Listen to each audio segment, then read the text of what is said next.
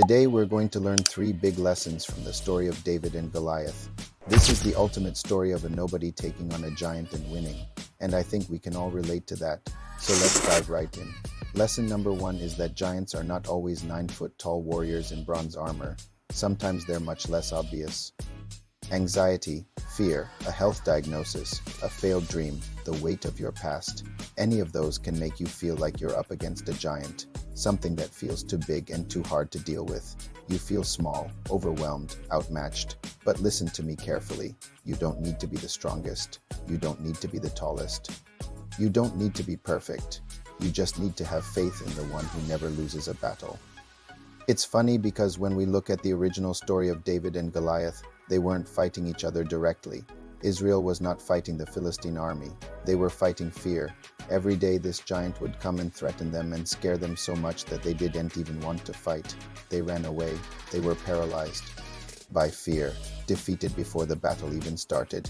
And maybe that's how you've been living, waking up every morning and hearing a giant's voice in your mind telling you, you're not enough, you'll never win, God won't come through. But I want to remind you today that you don't have to run away from that fear. There's someone already waiting there to fight that battle for you. His name is Jesus. Lesson number 2 is that sometimes the heroes who save us are teenagers. Now, hear me out. When I say that, you might think, well, I'm not a teenager anymore, so that doesn't help me. But stick with me here. David wasn't some great warrior or general or king. He was just a young teenager tending sheep, playing a harp, looking after his dad's sheep. But that's when he heard that his family was being threatened by this giant. And so he runs to the battlefield. And when he gets there, he doesn't see a monster or a threat. He sees fear. And then he steps in to take care of it. See, the thing about David is he wasn't afraid of losing, but he also wasn't afraid to lose. He knew either way, God would still be on his side. He knew either way, he would still have a purpose. And I think that's part of what makes him such an unlikely hero. He wasn't trying to protect his reputation or save face.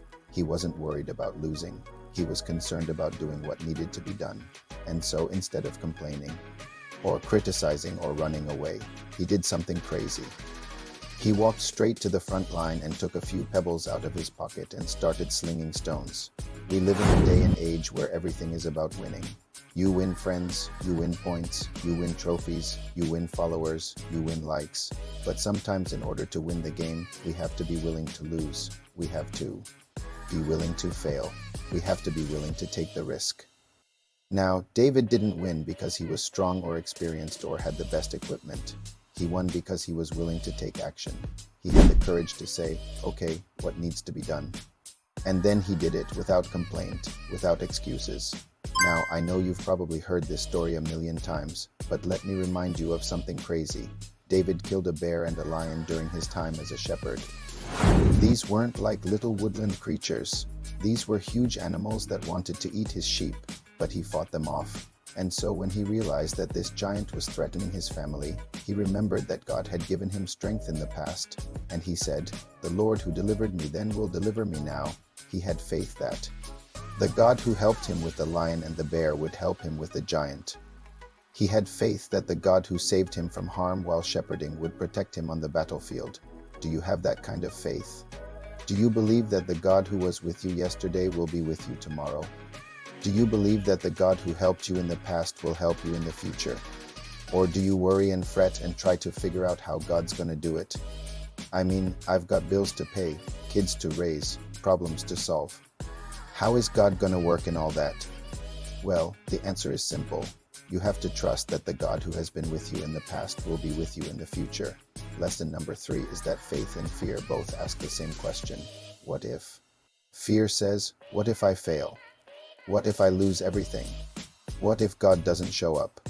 But faith says, what if God does the impossible? What if this is the breakthrough moment? Fear tells us stories about how bad things will be if we try and fail, but faith reminds us of how much worse things will be if we don't try. Fear asks what if in terms of our performance. Like, what if I'm not good enough? What if I mess up? What if I disappoint everyone? But faith asks what if in terms of God's power. Like, what if God helps me? What if God shows up? What if this is my moment? Faith doesn't deny the danger. It just chooses to focus on God's greatness. So which voice are you going to listen to today? Are you going to now listen to the voice of fear that says you are not capable, or are you going to now listen to the voice of faith that says God is? Remember, with God, no giant is too big when your faith is even bigger. Okay, so now let's apply these lessons to your life. What's your Goliath today? Is it anxiety or debt or a broken relationship or a health crisis? Maybe it's the voice of fear inside your head telling you that you're not enough. Whatever your Goliath is, remember, God isn't looking for the qualified. He's just looking for somebody willing. You don't need all the answers. You just need to believe. You don't need to be the biggest or the strongest or the smartest. You just need to have faith. You don't need a perfect plan. You just need a willingness to take one step in faith, one step toward the problem. Here's the reality. You may not feel ready.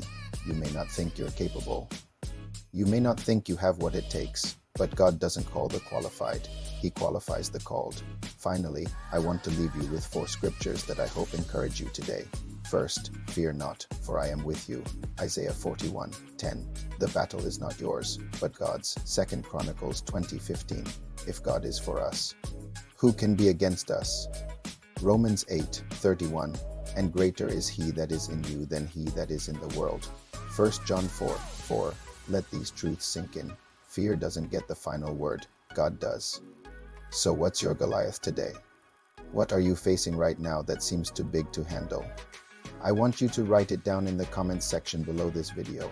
Write it down so you can face it, so you can deal with it, so you can slay it, and then look back at these 3 lessons today. Remember, sometimes giants aren't as big as we think. Sometimes heroes don't wear capes, and sometimes faith and fear both ask the same question, but faith gets the final word. Now, if you watched this video all the way to the end, I know you're serious about applying these lessons to your life. So I have a challenge for you. Will you journal through these thoughts? Will you pray over them? Will you write them down in your heart? If you're serious, please write down in the comments, "I'm serious," and I'll personally reply to every comment like that and send you a free resource that I think you will find helpful. Now I know you're going to watch this again, so I'll see you next time.